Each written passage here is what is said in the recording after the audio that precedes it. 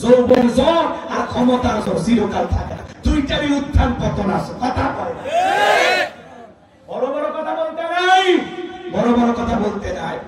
আমরা চাইছিলাম ম্যাডাম পদত্যাগ করেন, আল্লাহ বলে কিসের পদত্যাগ? ওরা যে অন্যায় অপরাধ করেছে শুধু পদত্যাগ না, আমি আল্লাহ দেশ ত্যাগ করতে বাধ্য করি।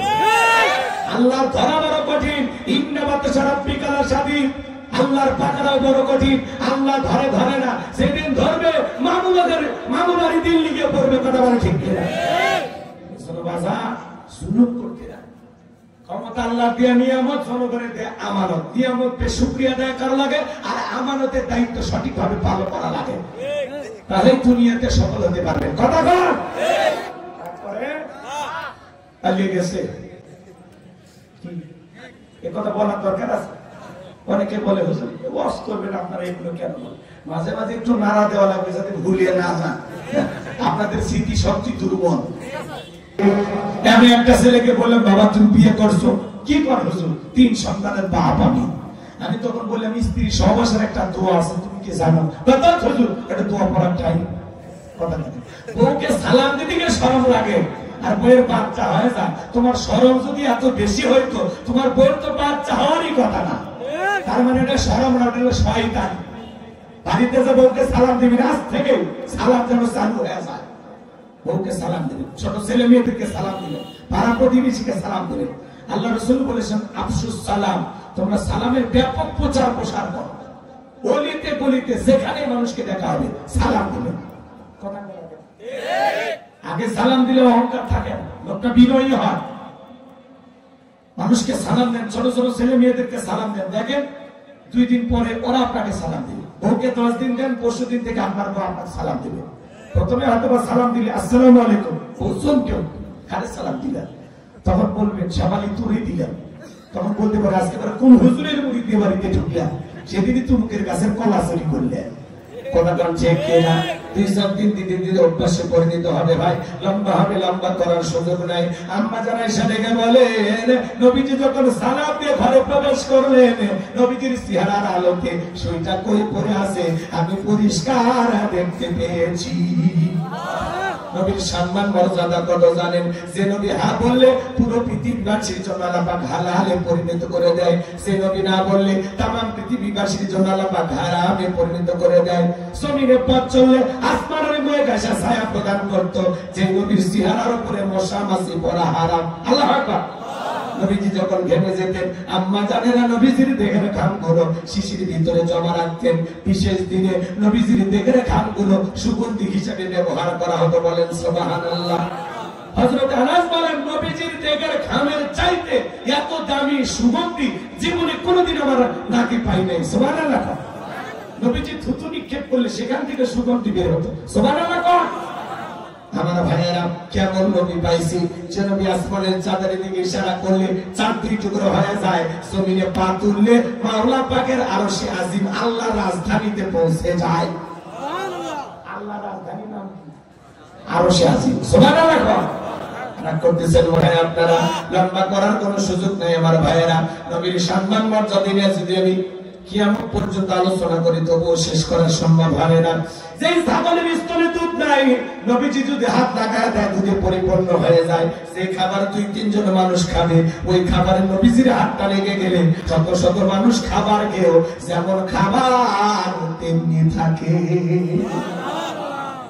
যে নবীর চেহারার দিকে তাকাইলে পেটের ক্ষুধা নিবারণ হয়ে যায়। সুবহানাল্লাহ।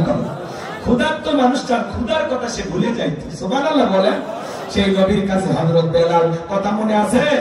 বেলাল ভাইকে বলেন, নবী গো আপনি কালেমার দাওয়াত দেন, ইসলামের প্রচার প্রসার করেন, আমার একটু কালেমা পড়ে মুসলমান বানায় দেন। বিশ্ব নবী হযরত বেলালকে পড়া দিলেন, লা ইলাহা ইল্লাল্লাহু মুহাম্মাদুর রাসূলুল্লাহ সাল্লাল্লাহু আলাইহি ওয়াসাল্লাম। হযরত বেলাল কালেমা পড়ে মুসলমান হয়ে গেল।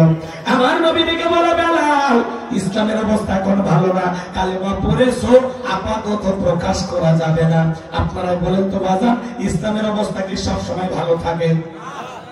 আজ তামাম পৃথিবীর দিকে তাকায় দেখেন, ওই তামাম পৃথিবীর জালেম বেঈমানেরা ঐক্যবদ্ধ হয়েছে ইসলাম আর মুসলমানকে জমিন থেকে মুছে ফেলার জন্য।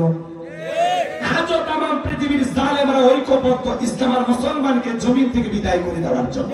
আজও ফিলিস্তিনের জমিনে মুসলমানের রক্ত নিয়ে খেলা করা হয়, আজও কাশ্মীরে মুসলমানের রক্ত হয়, আজও চীনের উইঘুরে মুসলমানেরা মার খায়, আজও গরুর গোশত খাওয়ার অপরাধে ভারতে মুসলমানদেরকে হত্যা করা হয়। কথা বলে ঠিক কিনা?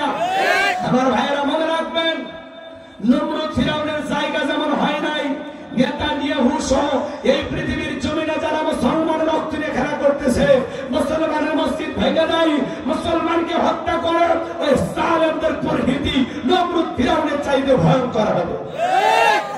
যাদের হাতে মুসলমানের রক্ত লাগছে এরা একদিন পরাজিত হবে, এরা লাঞ্ছিত হবে, কারণ মুসলমানের সাথে আছে কি? জোরে বলেন। বাংলার জমিনের দিকে তাকায় দেখলেন না? যারা আলেমদের রক্ত নিয়ে খেলা করেছিল, সোনার মানুষদেরকে ফাঁসির দড়িতে ঝুলিয়েছিল, অসংখ্য নিরপরাধ আলেমকে জেলখানায় বন্দী করেছিল, এতিম হাফেজ আলেমদেরকে শাপলা চত্বরে হত্যা করেছিল, হাজার হাজার নিরীহ শিশু বাচ্চাদেরকে যারা হত্যা করেছিল, হাজার হাজার মানুষকে যারা বিনা অপরাধে বাজার ঘাট থেকে তুলে নিয়ে যায় জেলখানায় বছরের পর বছর বন্দী করেছিল, যারা এই দেশের উপরে 16-17 বছরে জুলুম করেছিল, আজকে তারা পরাজিত, ক্ষমতার চেয়ার হারিয়ে সব পাগল হয়ে গেছে। জুলুম কখনো চিরস্থায়ী হয় না, যৌবনের জোর আর ক্ষমতার জোর চিরকাল থাকে, দুইটারই উত্থান পতন আছে। কথা বলে বড় বড় কথা বলতে নাই, বড় বড় কথা বলতে নাই। আমরা চাইছিলাম ম্যাডাম পদত্যাগ করেন, আল্লাহ বলে কিসের পদত্যাগ? ওরা যে অন্যায় অপরাধ করেছে শুধু পদত্যাগ না, আমি আল্লাহ দেশ ত্যাগ করতে বাধ্য করি। আল্লাহর ধরা বড় কঠিন, ইন্নাবাতে সারা বিকালা স্বাধীন, আল্লাহর পাকড়াও বড় কঠিন, আল্লাহ ধরে ধরে না, সেদিন ধরবে মামুবাড়ি দিল্লি গিয়ে পড়বে। কথা বলে ঠিক কিনা? জুলুম করতে না, ক্ষমতা আল্লাহ দিয়া নিয়ামত, জনগণের দেয়া আমানত, নিয়ামত পে শুকরিয়া আদায় করা লাগে, আর আমানতের দায়িত্ব সঠিকভাবে পালন করা লাগে, তাহলে দুনিয়াতে সফল হতে পারবে। কথা কর। তারপরে পালিয়ে গেছে, এ কথা বলার দরকার আছে? অনেকে বলে হুজুর ওয়াজ করবেন আপনারা, এগুলো কেন বলেন? মাঝে মাঝে একটু নাড়া দেওয়া লাগবে যাতে ভুলিয়ে না যান, আপনাদের স্মৃতি শক্তি দুর্বল। 2 মাস আগে কি দিয়ে ভাত খাচ্ছেন দুপুর বেলা মনে আছে? 4 মাস হচ্ছে উনি চলে গেছেন, ওনার কথা ভুলাননি। এজন্য মাঝে মাঝে আমরা একটু নাড়া দিয়ে মনে করে